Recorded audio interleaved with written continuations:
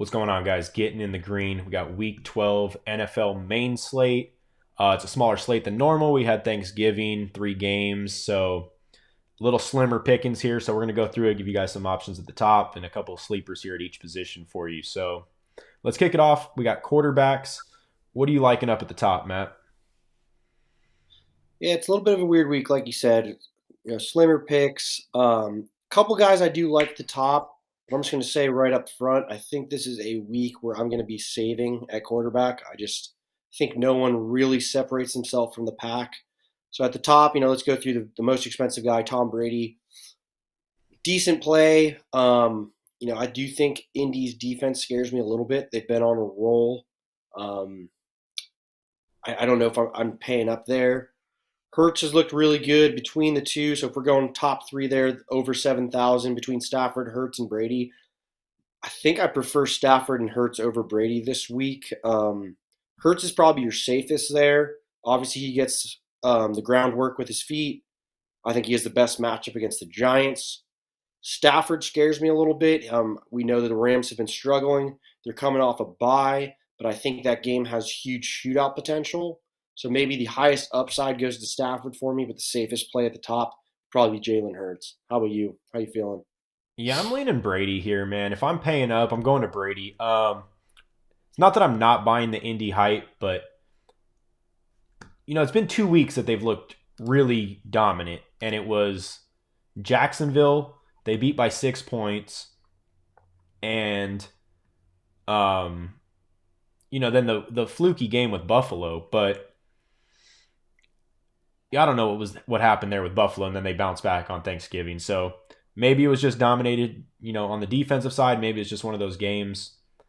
But before that, the Jets score 30 against them. Tennessee scores 34. People can score on this Indy team. I think Tampa's rolling. If I'm paying up, I just trust Brady more than Hurts at the same price. But Hurts has the better matchup. I do like him this week, but if I'm paying up, I'm probably going Brady. But for the most part, there's just so many value plays this week at quarterback. I'm probably hanging out down there in the 5,000s and stacking up these other positions with it. All right, let's talk about the middle here. The 6,000 up, kind of the middle tier. For me, it's going to be the top two guys. I think Aaron Rodgers is a guy I actually really like this week. Like I said, I really do believe that that Rams Packers games has potential to be a total shootout. He's obviously coming off a huge game there, 36.5 points. I am very worried about his injury though. He came into the game with a very bad toe injury. He said it's a lot worse than turf toe. So he also seemed to have aggravated it in that game. So there is some concerns. Hasn't practiced all week. There is some risk there, but I also said that last week, and the guy came out and absolutely dominated. So I think Rodgers is a guy. I probably like Rodgers better than I like all of those 7,000 players. If I'm going to pay up, I think I like Rodgers the best, but he does carry risk there. Then the other guy is the other top scorer from last week is going to be Herbert. Um, I think Herbert's just very fairly priced there at 6,600. Guys coming off a huge game as well. We've seen what the Chargers offense can do. Denver's not the scary defense people thought they were at the beginning of the year. I think the Chargers have a good offensive showing. I think he's fairly priced there. I'm going to be playing a decent amount of Herbert as well, even though, like you just said, I am going cheaper just to make my lineups work because I don't think there's a huge gap. But those are probably my two favorite kind of mid-tier quarterbacks, and I like them better than the top tier ones this week. Yeah, I like both of those plays. The Rams Packers game could definitely turn into a shootout.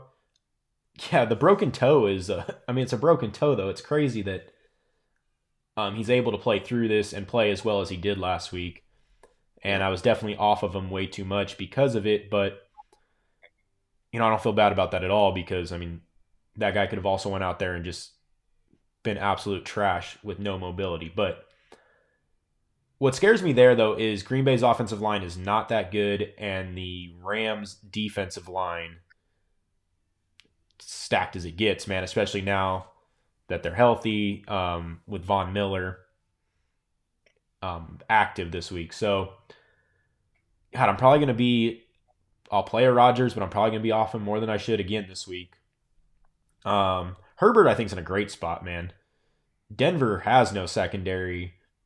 Herbert's rolling. I think the Chargers are rolling. I got no problem stacking those guys up in this game. So I do like that. I think Cousins is in a sneaky spot here. I know the Niners D's look good 2 weeks in a row, but Minnesota can put up points, man, if they get on, a roll.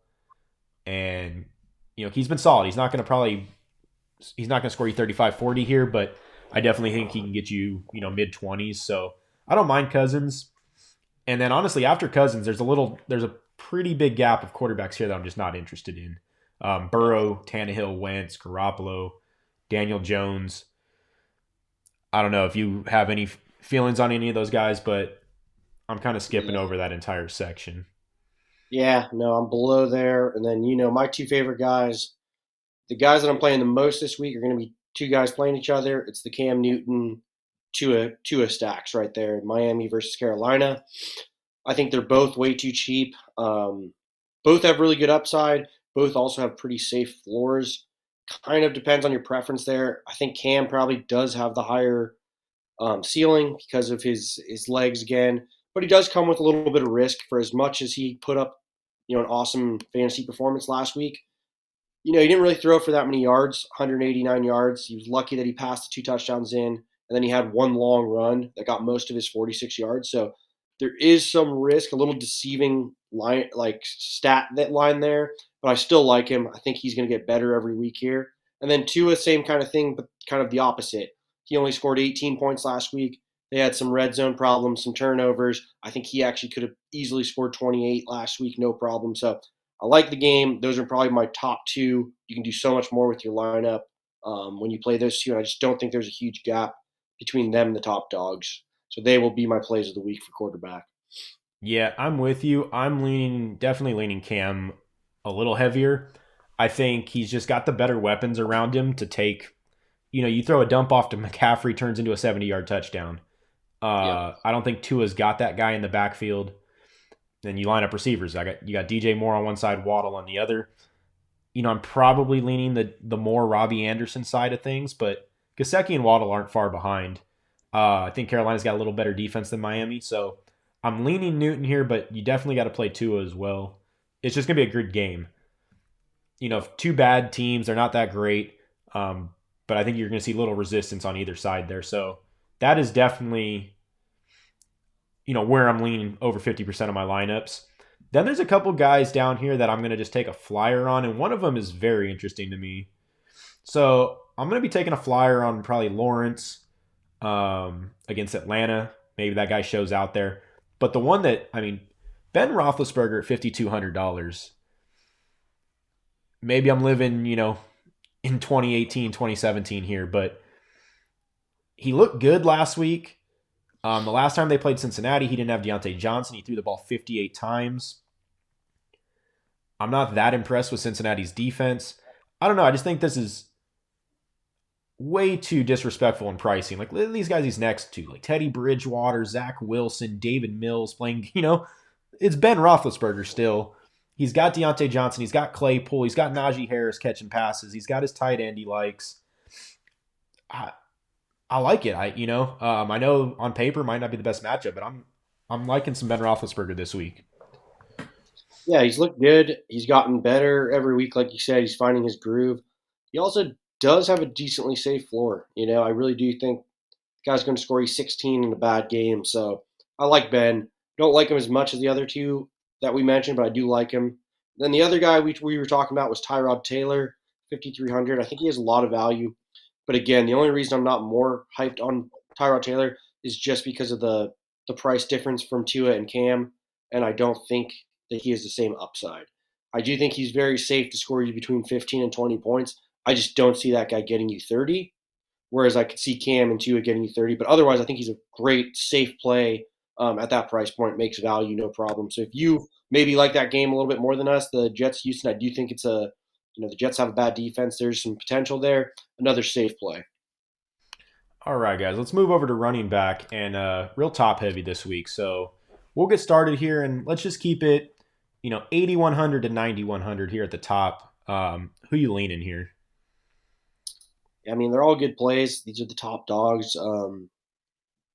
Probably my number one, even coming off that amazing game for Taylor. I think I'm going to go with Old Faithful here, and Christian McCaffrey is probably my number one running back that I would pay for this week. It's just the matchup, his floor, and his ceiling. He's just the full package. When he seems not to be involved in the game, he scores 25 points, and then he has the potential to score 40, 50 like anyone. So I think McCaffrey is my favorite play, but he's not cheap. You're going to get him there at 9,000, but I think his value goes up with Cam in the backfield. I think their offense is going to move more. Taylor's obviously a great play. The guy seems matchup proof, but it is not a good matchup against Tampa Bay. I do think Indy is wisened up and be like, our game plan is to pound the rock and to use our amazing offensive line and give them the ball 28 times. So Taylor's still in play there, really good play. I do like McCaffrey better because of the catches. Then you got basically Dalvin Cooks, Najee Harris, Eckler, all good plays, all safe plays. I think I would go probably Eckler and up, the most expensive guys. But if I'm going to pay in that range, I'm going on the top there. I'm going Eckler, McCaffrey, or Taylor. And probably I'd go McCaffrey first, Taylor, then Eckler. Yeah, I'm going McCaffrey definitely. Taylor, man, I don't want to be off of this guy again, and he does it again to me. But I don't want to say he's had soft matchups here, but he got the Jets, Jacksonville, and then Buffalo in this weird game. And I will say, like, Buffalo's strength is their secondary more than their line and their linebackers. They have pretty slow linebackers, actually. Tampa has the fastest linebacker team in the NFL, man. Those guys fly. Yep. Taylor could score you 20. I just can't see that guy scoring 40, 50 points against this Tampa Bay defense. He's a beast, man, but I think he comes back down to earth a little bit here. So I'm off of Taylor, man. I hope it doesn't kill me. I like McCaffrey and I like Eckler. I do like Najee Harris too, man. I think the guy's usage is through the roof. Surprisingly, Dalvin Cook doesn't interest me that much. Safe play, but I just don't see the boom right now out of the guy. I know he's had over 20 carries 2 weeks in a row, but pretty underwhelming average per carry. I think he gets you 20 again, but if I'm paying up there, I'm looking for some 30s. So I think McCaffrey and Eckler definitely get you there. I'm leaning McCaffrey, as my top play at running back. I think he catches the balls, and Cam's gonna go to that guy when he needs to. So that's where I'm at on the top. Now into this 7,000s. I guess we got to drop. There's only two guys there, so we'll drop down through the 6,000s with them, and we got a bunch of injuries here. So I got no interest in Mixon at 7,500. That's way overpriced against a good Pittsburgh D. Honestly, for me, it's James Robinson playing Atlanta. I like the guy this week. I think Jacksonville can roll offensively, and he's healthy. He's probably going to get 15, 16 touches total. And I think he gets in the end zone for you. So 15 to 20 points, I think is definitely in play here for James Robinson. Yeah, you know what I like in this tier. I'm with you. I like Robinson. I think he probably has the best value. Great matchup with Atlanta, 6,200. Other interesting plays in this tier, I like Cordell Patterson. I've been big on him all year. If he's actually fully healthy, he's in that Eckler, Christian McCaffrey light where he's just so involved in the passing game. He's got some safety to him. So I do like him there, but he comes with some risk. And then let's touch on the top guy that you talked about.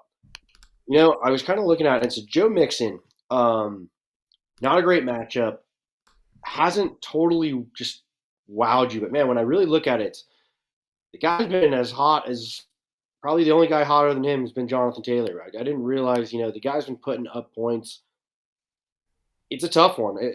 I think he's either going to be a bust or a boom this week. I might have to sneak some in there at 7,500 just because he's priced so much lower than the other half. I don't like the matchup. I don't think he crushes it, but if he's getting 30 carries like he did last week, I know that was a positive game script for him. But he is interesting. Last 3 weeks, he scored 25, 28, and 27. So he's up there, but a risky matchup. So beware of that. But Guy does have some boom. All right. Dropping down a little bit here. I'll let you. I know you're liking a little bit of Daryl Henderson here. For Yeah, me, I'm kind of really paying attention to this Damian Harris Stevenson situation in New England. I think if one of them is not going to play, I think the other one is in a great spot. But if they both play, then probably avoiding it altogether. But I'll let you dive into Henderson here. yeah. Darrell Henderson's basically, the guy's had two bad games. It's kind of gone with the flow of the Rams, where they kind of got blown out in the last two games. He only scored 8 points, didn't look great. But his on-field performance, I still like the guy. The guy is an explosive running back. He gets carries, he gets catches. If this game is a shootout like I think it should be, I really like the guy to score you 15 to 20 range. So I really like his price for potential at 5,800. If you don't think the Rams have it figured out, if you think, man, they've just looked so bad, the bye is not going to help them, they're just off, then maybe stay off this guy. There's a little risk there. But just from a pure talent, usage, explosive offense, I think the guy's a little undervalued. We saw what the guy could do at the beginning of the season when it's a positive game flow, when it's a competitive game.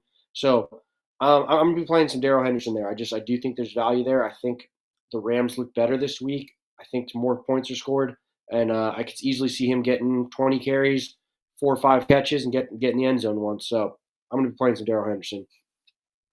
All right. A lot of these other guys in here, guys, just so you know, it's just a lot of split backfields happening here. Not bad matchups, but you got the Melvin Gordon, Javonte Williams split. You've got Jeff Wilson, Elijah Mitchell situation there, which Elijah Mitchell had like 27 carries last week, still scores like 9.1 fantasy points because he's got no usage in the passing game. We got Michael Carter on IR, which we'll dive into his replacement here in a minute. But the next guy I want to touch on is Miles Sanders at $5,100. I think the guy's in an absolute smash spot here against the Giants. They gave him 16 carries in his first week back. Only had one target, didn't catch it, but I think this guy's just, he had 5.9 yards per carry. I think the guy's ready to boom here. I like a lot of Miles Sanders down here at 5,100. Yeah, I like Miles Sanders. I don't think I'm as high on him as you are. I do think my opinion's changed because Jordan Howard's out. Jordan Howard's out really changes things for me. He will be the lead back. He's not going to give up those 10 carries or a goal line touch, especially even if Boston Scott gets some work. He's not going to take a goal line touch most likely from him, like I believe Howard would. So I do like the matchup. I really like him. He gets a big boost with Howard out. So I like him too. I think he's got really good value there. Safe play. I think he's going to get you because of the touches. I think he's going to get you in the 12 to 15 range, and obviously has some boom potential. So safe play. Very talented for the price that he's at 5,100.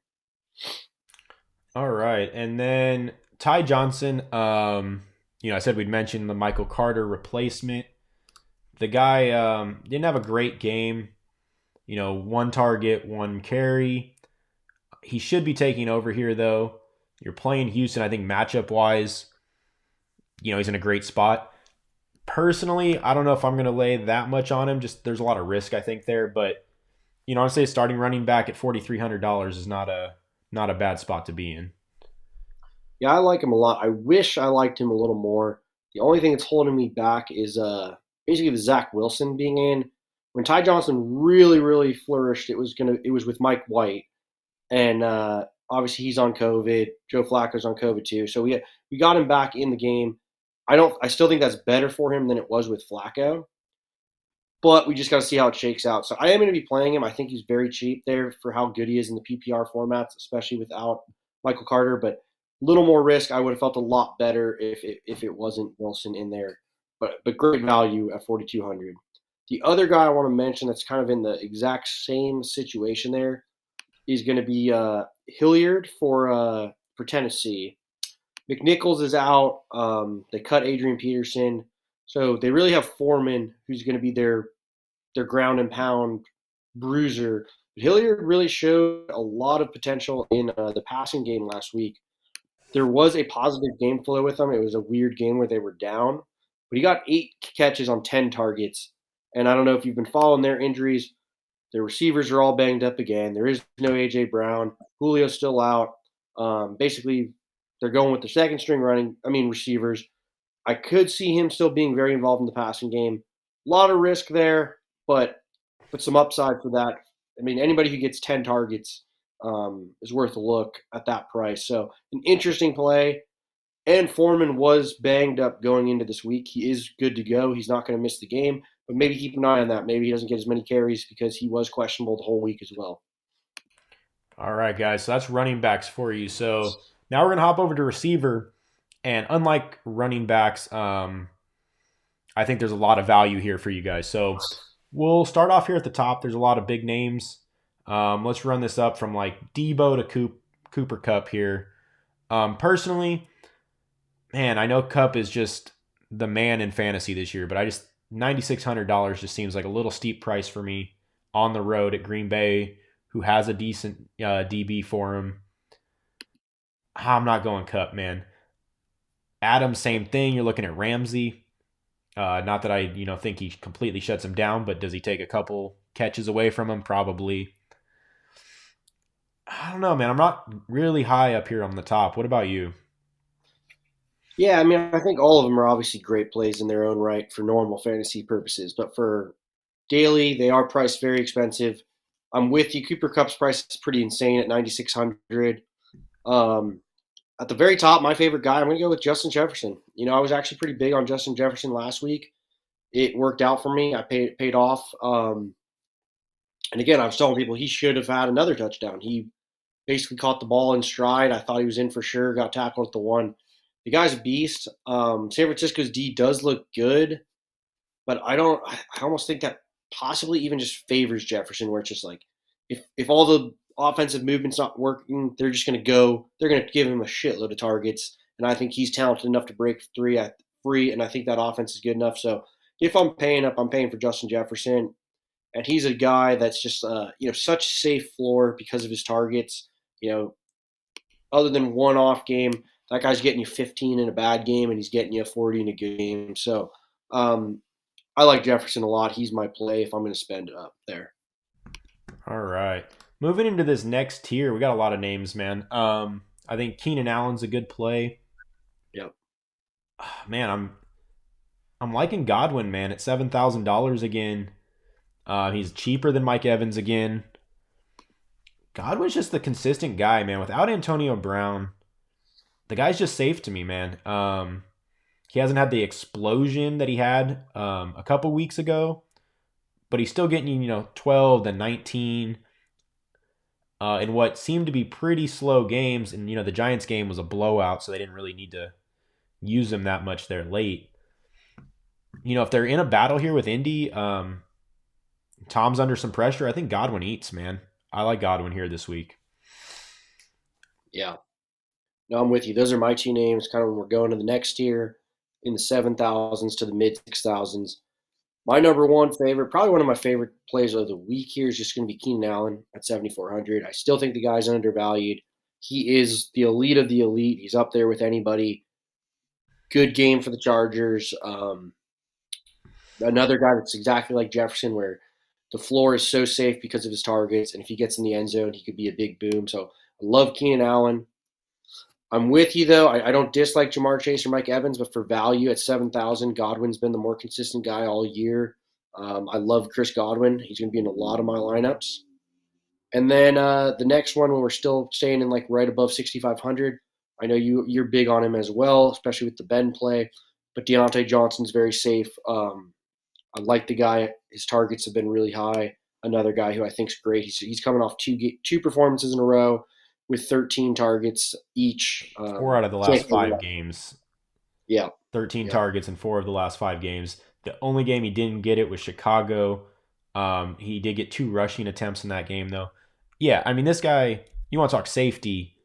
Deontay Johnson is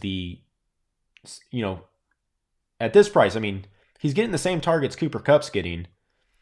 Yep. And you're getting him, he's not exploding like Kupp is, but we're getting him $3,000 cheaper for a guy getting the same volume. Like I said, I'm not that impressed with Cincy's D, so I do love Deontay Johnson this week at 6,600. Another name. All right, how about that next? Go ahead. Yeah, how about the next tier? I was gonna say, tell me like let's go 5,500 up to about that 6,400. What are you seeing there? Yeah. I'm loving DJ Moore, man. 6,200. Miami's got no secondary, and I think DJ Moore is just Cam's guy on that team. They had some chemistry back, Moore's rookie and sophomore years when he kind of really came onto the scene. I like DJ Moore here, man. Especially if you're playing Cam. It's kind of hard to play Cam and you don't play this guy and McCaffrey in the same lineup. Yep. So DJ Moore is definitely in that range. That's the one I'm leaning most heavily to. I don't mind Waddle in the same game, same scenario. Like if you're playing Tua, you're playing Waddle. It is what it is. There's nobody else on that team that's going to really get you there. And man, I'm having a hard time here between Williams and Moore. I remember a couple weeks, in the beginning of the year, we're paying like $8,000 for Mike Williams, and he's down to 5,700. But he bounced back last week in the shootout with Pittsburgh. But Elijah Moore, man, he's just getting it done.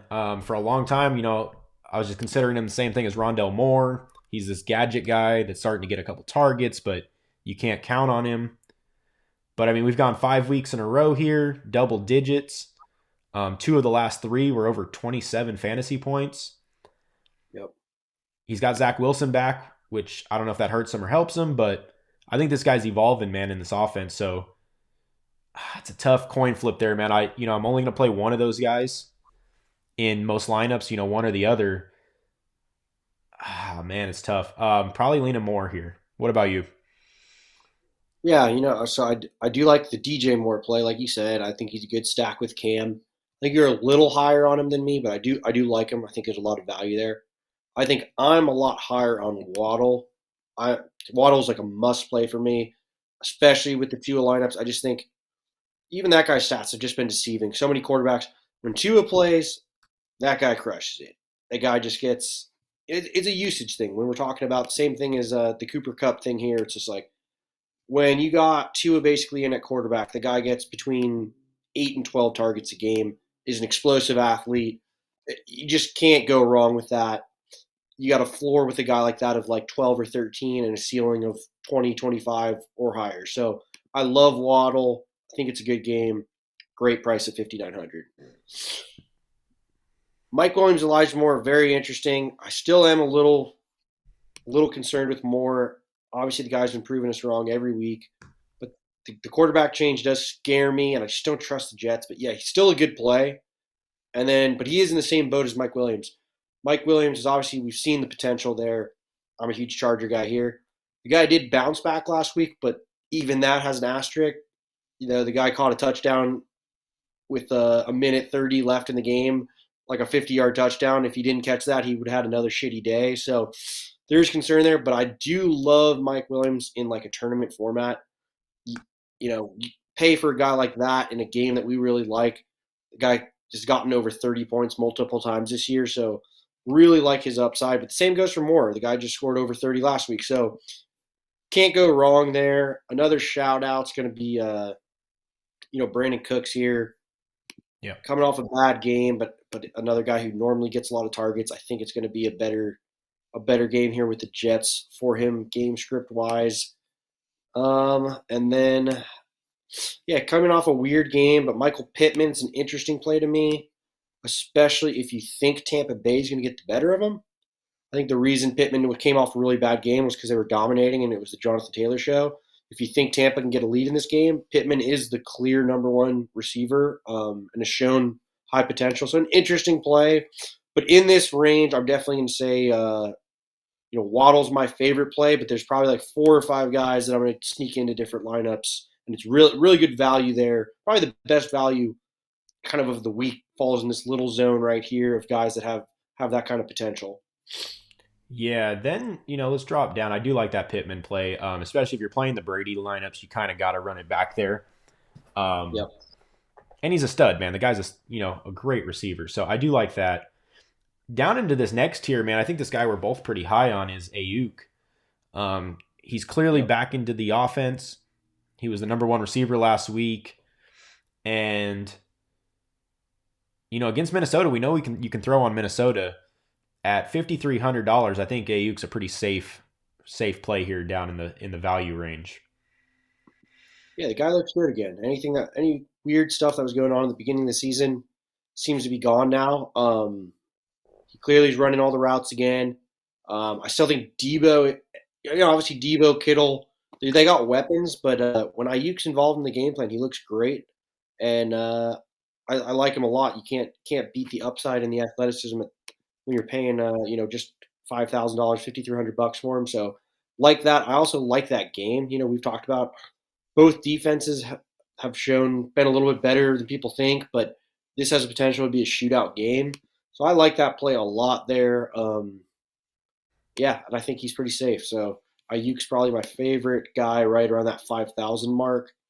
There's some other guys I think we're going to take some shots on, but I think for me at least, that is kind of like a drop off where I'm still playing guys down here, but that's where my confidence level is a little bit shaky. Some quick picks for me. Tournament style OBJ is at least interesting if he really picks up where Robert Woods kind of left off, but very big risk. I don't know if he's picked up the offense yet. It's a new playbook. The buy helps, but something. And then I'm going really kind of cheap, and I'm going all the way to Westbrook on Tennessee. Everybody's out for him. He's 4,000. I actually think he's a great play there. Really opens up your lineup, especially if you're going to spend at running back, which I think a lot of people are in that Christian McCaffrey, Jonathan Taylor range. It really helps you. $4,000. I'm still a little concerned. I know he's coming off a big game, but I think we got burned by this guy earlier in the year in similar circumstances. But still a must play for me just to make my lineup work. But there is some risk there. Yeah, they're playing a good New England team. Yeah. He did burn us. It was week 4. They were playing the Jets. It looked great. Honestly, the guy got 8 targets in that game, though. He only caught 3 of them. He was overthrown wide open in the end zone. Yep. Yeah, I mean, you're taking a shot here against a good defense, but, he's going to get the volume. I do like him. The other one that I'm keeping an eye on, and it's going to be tough because it's a 1 o'clock game, is Valdez-Scantling.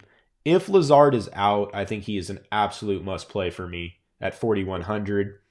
Like I said, you're going to get Ramsey shadowing Adams. Last week without Lazard, this guy had 10 targets. He only caught 4 of them, but he went for 123 and a touchdown. He's got big play potential. That's completely dependent on Lazard, which is going to be hard to figure out here unless some news comes out early in the morning. But Lazard's questionable. If he plays, I don't like either of those guys. Yep. But what I might do is I might put, it's tough, man. Because what time is this? This is a 10 a.m. game, so yeah, you can't even switch over to Westbrook. There's not many pivots there, so I'd probably have to know the news going into it. But I do like MVS if Lazard is out. All right, guys. I think that's about it for receivers. Let's go over. We went in depth there, receivers and running backs for you because we're going to keep it pretty broad here on tight ends and defenses. So, tight ends, I've only got 2 plays. I'm playing Gronk and I'm playing Freiermuth for Pittsburgh. Like, I think you could definitely. There's a shot those guys aren't the number 1 tight end this week, but you want to talk safety and value. I'm not going anywhere else this week. Gronk looked great coming back, and Freiermuth just is a staple in this offense now, and we know Big Ben likes his tight ends. Yeah, I mean, I just feel like you're throwing darts, man. If you go anywhere else, I mean, give us a little more in-depth on these guys. Yeah, I'm with you. I even see the value. I'm even going to go one step further, and I see the value on Freiermuth, but I'm even going, I don't know if I can get off Gronk. I don't know if I'm going to make a single lineup that doesn't have Gronk. I just don't see Gronk for me when I'm just looking straight up. Obviously, we have a limited lineup here. I think the only tight end I would play straight up over Gronk would be Kittle, and even that I would have to think long and hard of whether I'd even want to play Kittle straight up. So I think Gronk is my number 1 tight end this week, period. You getting him all the way down at 4,400, and there's no other value that jumps out to me. 4,400 for Gronk, you're almost guaranteed to get over 10 points, and he's the only guy other than Kittle that can really get you like 30 points if he goes off. So it's a no-brainer for me. The only thing is if you're concerned about the injury risk that Gronk carries into every game, especially he looked good last week, but the guy obvious's had injuries this year. That's the only thing I can think of that would get me off Gronk. There's just not a single player or matchup here that I like better for the value. Yeah. So look, guys, take your shots, man. If you're feeling one of these guys, man, play him. Gesicki, Goddard, Font, has been rolling lately. Take your shots on Cook. Yeah. I mean, look, we're not telling you that none of these guys aren't playable, but for us, Gronk, and then for me a little bit Freiermuth, but I'm still like 85-15 here, Gronk. I think it's just the better play. So that's all we're going to give you guys for tight ends. And we're going to hop over to defenses. And, I was pretty concerned with picking my defense this week because when I looked at the schedule, I was like, man, I don't necessarily see a blowout here anywhere. So I'm like, man, I just can't imagine myself paying up for a defense. I don't think anybody's dominant. So, for me, I know you got one right there in the middle. But for me, it's going to be the bottom dwellers here. I think that the Jaguars and the Texans are both in good spots, man. I'll probably lean Texans here. They played good 2 weeks in a row, going up against Zach Wilson, who likes to throw the ball to the other team. Yeah. I'm going to save my money, man, and stack up these positions and just go from there. I agree with you. I mean, I'm much higher on, I think, the Texans than I am on the Jags. Not that the Jags are a bad play, but I just think for $100, I like Houston a lot better from what they've been showing. They probably will be my most played because, like you said, it's hard to have a good read. Excuse me. But yeah, I think I'm going the Texans. My sleeper kind of middle one, if I am spending money, it's going to be the Eagles. The Philadelphia Eagles playing the Giants. This one's more of just a gut feeling. The Eagles have just looked good to me lately. They're coming off a really dominant performance where, New Orleans still ended up scoring 29, but it was pretty much almost fully in garbage mode. They just look good. They're getting to the quarterback. They're coming off a 15-point performance, 11-point performance. They're playing, the terrible Giants that have all their receivers injured. Daniel Jones gets turnovers in every single game. I just got that gut feeling the Eagles are going to be the top scoring defense this week. So I'm playing the Eagles, but I'm not putting all those eggs in one basket. I think the Texans are the smarter play from a value standpoint. It's just my gut feeling says I need to get some Eagles in some of my lineups this week. All right. And now right here on the fly, man, I just clicked on this. Man, New England at 30 at 3,900 at the very top. I didn't realize how many points their defense has been scoring. Yep, they are legit. Man, you got Tennessee with no receivers, no running back. Do they just tee off on this team? Good. Definitely good. Yeah, I mean, man, they held Cleveland to 7 points, Carolina to 6, Atlanta 0. They've got 2 games over 20. I don't know, man. I'm definitely still leaning a lot of Houston here, but if you got the money, man, Patriots might be a decent spot there if you got some money left over.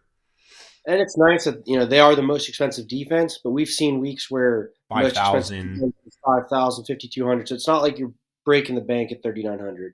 Yeah, so that's an interesting one, man. I really just didn't know they were scoring that much. I clicked on them because they're up here at the top, but yeah, you start talking 28, 20, 17. That's a slate changer, man. When we're only saving $1,600 here total. Yep. Because even best case scenario, I think Houston gets you like 8. Yep. So am I paying up? You got to get the 20, but yeah, I don't know. That's an interesting one for me. So look, hey, let's get some money this week, guys. I hope that guy helped you guys out, and then we got another big week bouncing back there next week. So